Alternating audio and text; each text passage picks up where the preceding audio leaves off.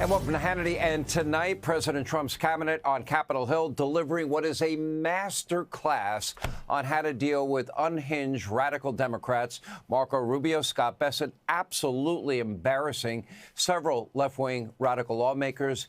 We have the highlights of that all coming up straight ahead. And later, I'll give you my take on so-called journalist Scott Pelley, who was fired by CBS News and is now free to be himself.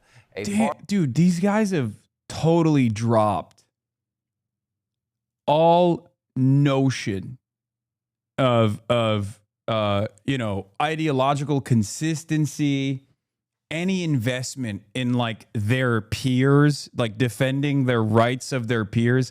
I do feel like it is now a bygone era where newscasters would at least be like, well, I disagree with Scott Pelley's statements vehemently, but I will always fight to death his right to say what he feels is true. Like, it's now a knife fight. It's this partisan knife fight where everybody just goes, nah, fuck him.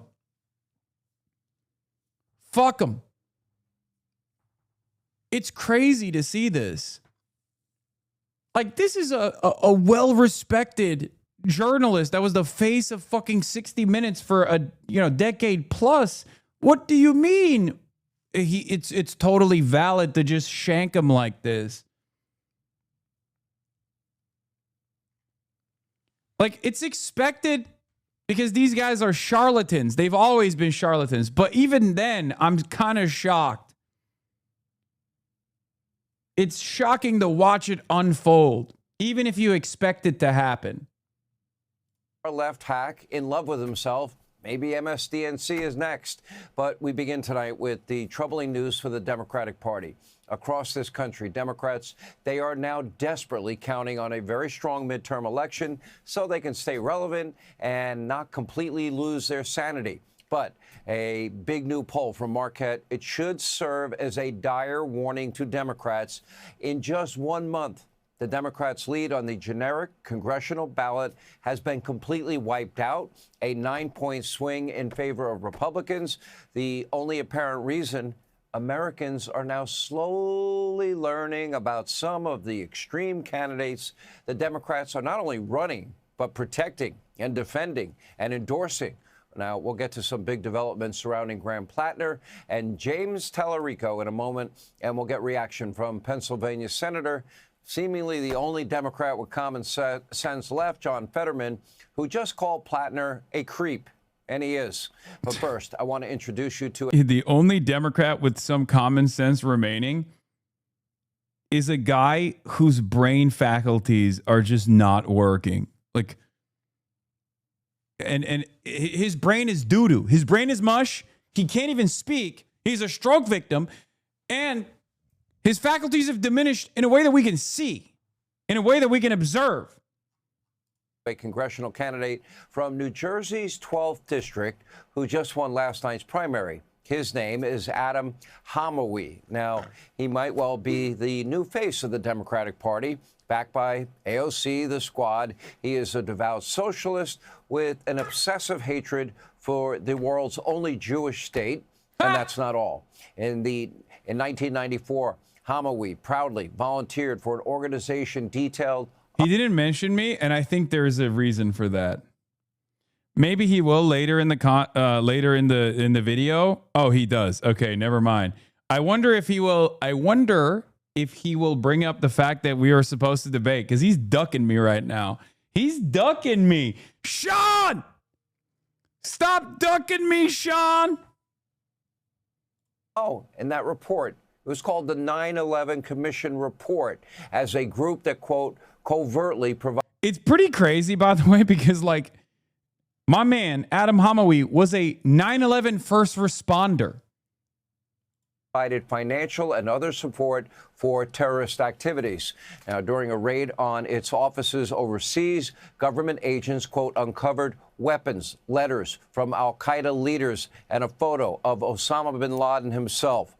Now, before Hamawi's involvement with that organization, he became associated with a notorious al-Qaeda operative. You might recall Andy McCarthy prosecuted this case, the blind sheikh case, who was ultimately a guy that died in prison, but not before Hamawi testified on his behalf in court. And we'll have more on that in a moment. More recently, in 2024, Hamawi volunteered at a hospital in Gaza just months before Israeli forces located a key Hamas tunnel system directly under the hospital building.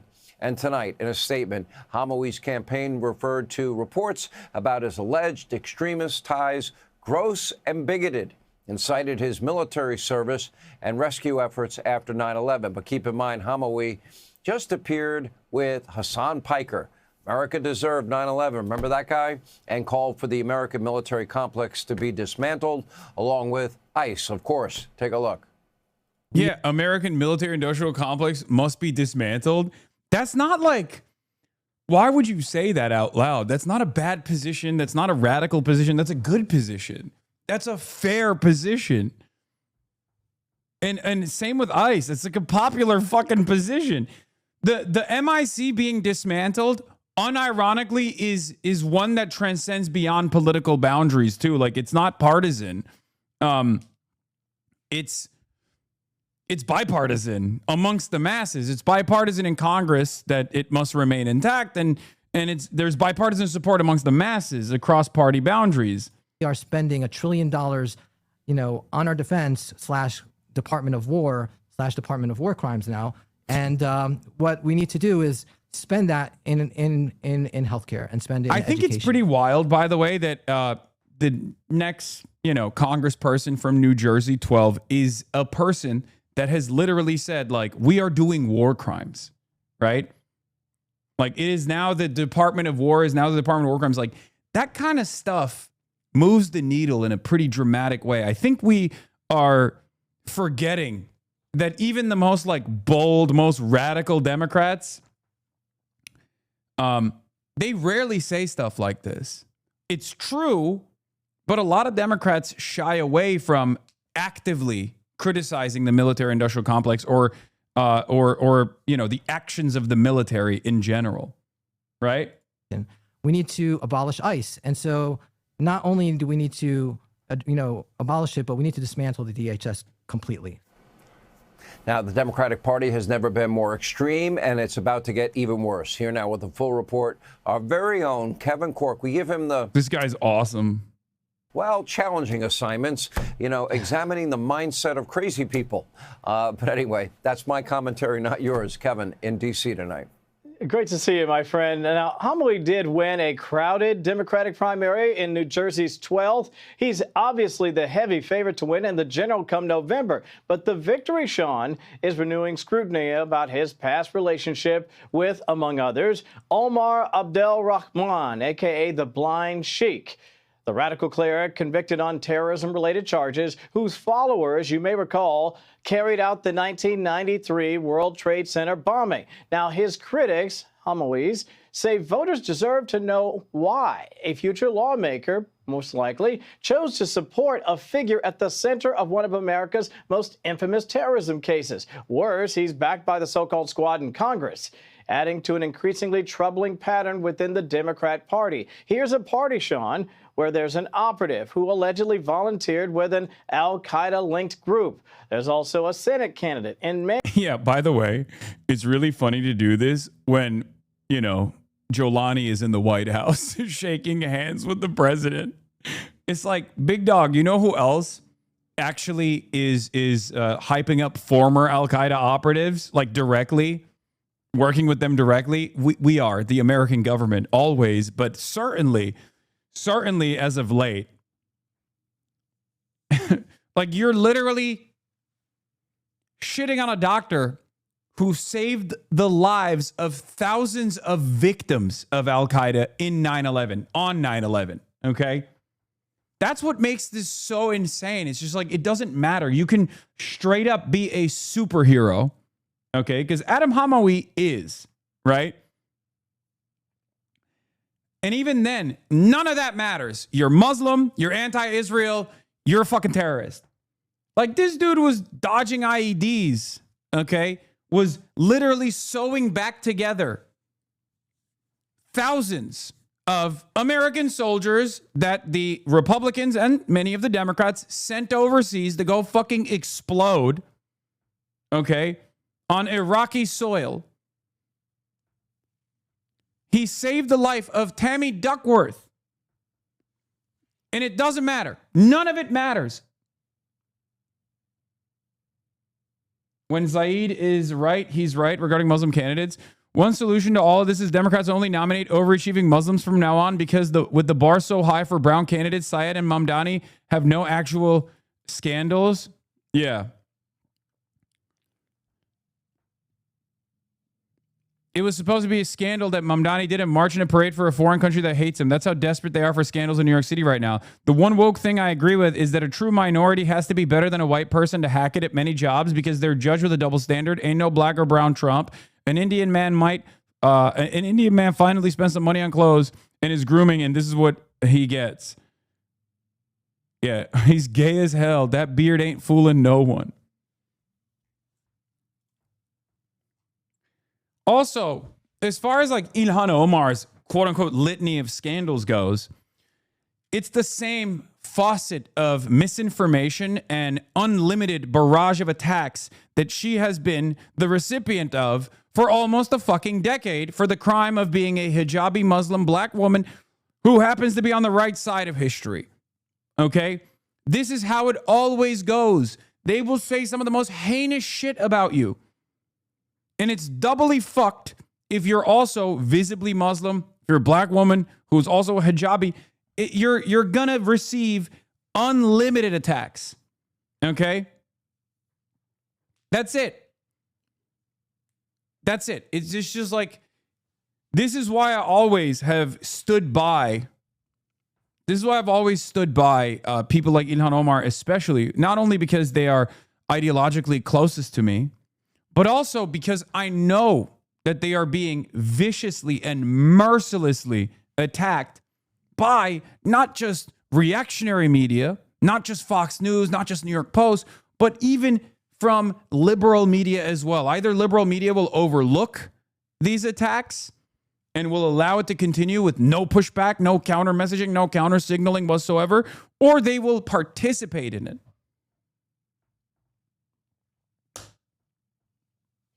The expectation is always that you are supposed to be perfect. And even if you are perfect or close to perfect, I mean, Abdullah Sayed, pretty close to perfect, right? They will still try to find something. They will always do everything in their power to just be like, no, you can't trust this guy. He's not trustworthy. He's brown. He's Muslim. Not trustworthy at all. We'll talk more about him later, who allegedly had what many have described as a Nazi-inspired tattoo. Another popular Democrat, a mayor of Gotham. Unfortunately, it works too. It works with the masses, right? It works. That's the other thing. Because if you were to ask the average normie about Ilhan Omar, they would probably, because of the residual hate farming and manufactured outrage campaigns that she's withstood for a decade, there is a residual amount of additional scrutiny or maybe a little bit of lack of respect towards someone like Ilhan Omar, because most people hear that. Most people in the margins, most people who are normies, they hear this stuff and it eventually makes its way to their timelines. And they just remember Ilhan Omar not as like a wonderful, kind, progressive force in American politics, almost like a lone beacon of progressivism at times. But instead, they remember her as, you know, a person that has a colorful past with numerous scandals, right? That's just how it goes, unfortunately. It's hard for me not to feel, obviously, additional sympathy towards Ilhan and many others, because I'm also the recipient of similar attacks all the time. And therefore, that's the reason why when you go out and, you know, talk to your friends and you say like, oh, I watch Hasan, they go, ooh, Hasan? Well, isn't he bad? Isn't he bad? Here's the inverse. Here's what's happening on the other side. The people that are launching these attacks are never met with even a fraction of the same scrutiny, while they are responsible for actual heinous crimes, right? people will talk about Ilhan Omar as though she is this radical Islamist or whatever, right? Horribly racist takes. Meanwhile, Ken Paxton is letting every pedophile inside of Texas free, okay? He's letting every pedophile in the state of Texas roam fucking free. Ken Paxton's never met a pedophile he doesn't like. And they get away with that shit because even the liberals are too focused. Even the liberals are too focused on hitting their left flank.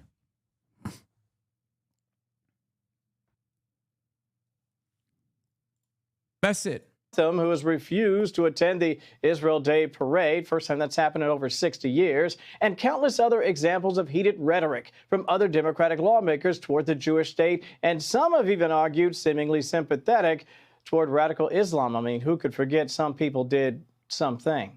Now, again, tonight, Homilie's critics say voters deserve answers about how he ended up basically volunteering for this alleged extremist, and, of course, what that says about him and the party backing him come this November. Now, you mentioned we did get a statement. I just want to share a very, very quick line here at the bottom. It says, this story, talking about his ties to an alleged extremist, this story originated on a designated hate group's blog. These bad faith, guilt by association attacks on Muslim and Arab candidates are nothing new in our politics. They say he's a patriot. They say he'll stay in the race.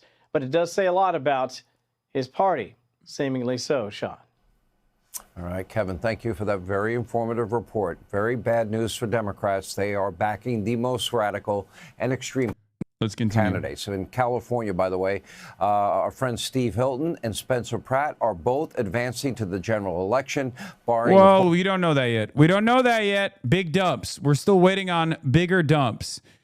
God, these guys are going to January 6th if the Red Mirage doesn't hold, or if the Red Mirage holds and the liberals advance in the top two and push out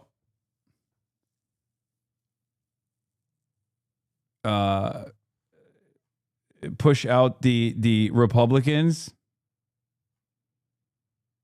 It's going to be awesome. Of course, any shenanigans from the local government, they expect to be counting votes now for days. There are 3 million uncounted votes in California, days, not like tomorrow. How is that possible? It is yet another California and Gavin Newsom disaster. Now, in fact, in the governor's race, Republican Steve Hilton is now in the lead. And in Los Angeles, Spencer Pratt easily bested a radical far-left city councilwoman who was left in tears during last night's results. Back on the East Coast, there might be soon more tears from Maine's Democratic Senator Graham Plattner, who is now embroiled in yet another scandal. The far-left Senate candidate who once claimed his Nazi tattoo was a mistake and he had no idea what it meant, just got caught in a now-deleted social media post admiring the cool German helmets of Nazi-allied soldiers in World War II. We did reach out to his campaign for comment on the new revelation. I don't know. They haven't got back to us. It seems like someone with a deep appreciation for World War II and history would understand the significance of an SS tattoo.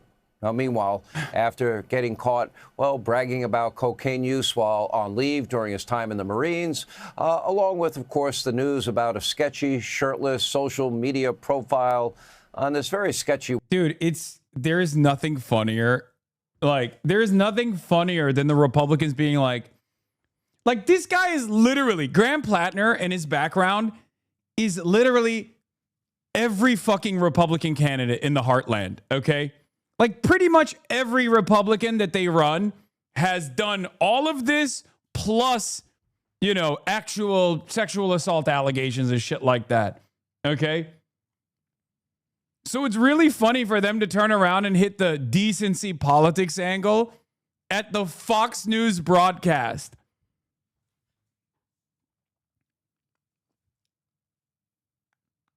I guess when you think about it, we really do.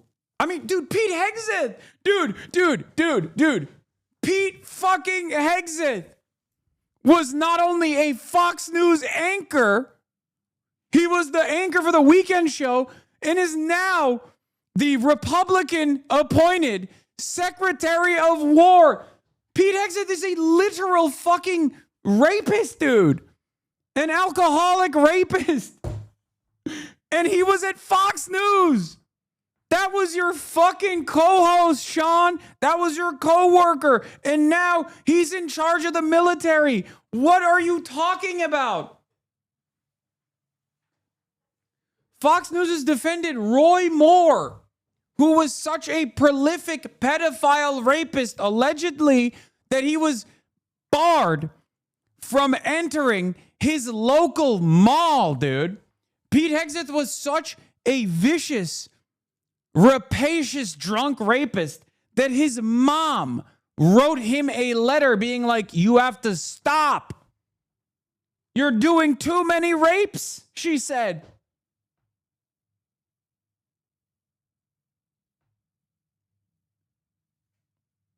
Oh my God.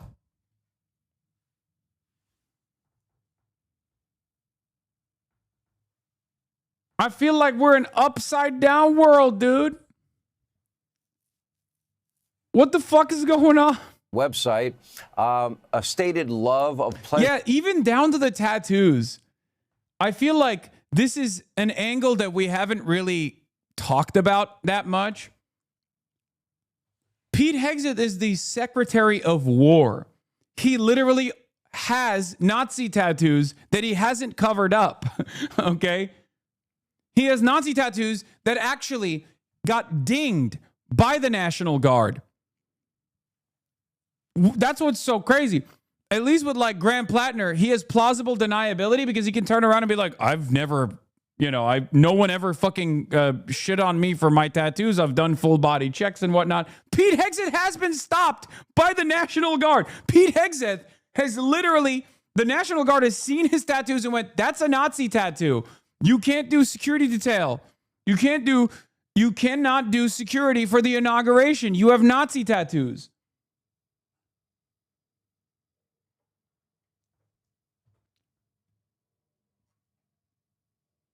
What the fuck? Himself in porta potties. Well, Graham Plattner still has his defenders all over the Democratic Party. In fact, crazy Bernie Sanders is not worried at all about his character, just if he's devoted to socialism, statism, communism. Take a look. Are you worried about anything else coming out about him? I don't know. All I can say is, look, I'm sure he's not a saint. And by the way, let's not forget, he has acknowledged this guy served 4 tours of duty in Iraq and Afghanistan. He went through some very bloody and horrible situations. I just think, and by the way, I met his wife, Amy, who is a very lovely young woman. She is standing by her husband. And I think it's better for this country that we start focusing on the enormous crises facing working people, a corrupt political system, than spending so much time worrying about, the personal life of an individual. Now that he's an avowed communist, how could Bernie be against him? President Trump, he had a very different take. Take a look. Now, the Democrats have got a huge problem. Graham Plattner in Maine is one example, that terrible Senate candidate. Well, he's a major sleazebag. I mean, you look at him. Yeah. Can't imagine that but yet he's up in the polls against Susan Collins. But she's always down in the polls, and, she survives. But they have James Tallarico in Texas. They have I think Tim he's one of the Walz. worst candidates. Actually, I think Tallarico is worse. You want to know the two of them? I think Tallarico is probably worse. Now, tonight there hold are on. very real... Why is James Taller? Hold on. What are the standards? I mean, I know there are none, but what are the standards that makes James Tallarico worse than Graham Plattner? Because, I need to understand this. Is it, what could it be? Because, his red flags are that he's fucking vegan or was vegan at some point. What does that, he's pro-trans and was vegan at some point.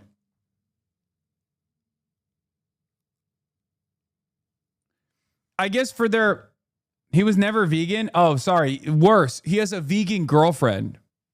Fears that Plattner, Tallarico, other radical Democrats are now running the party's, apparatus from top to bottom, and nobody dare take them on, and that they are really in control of the party at this point.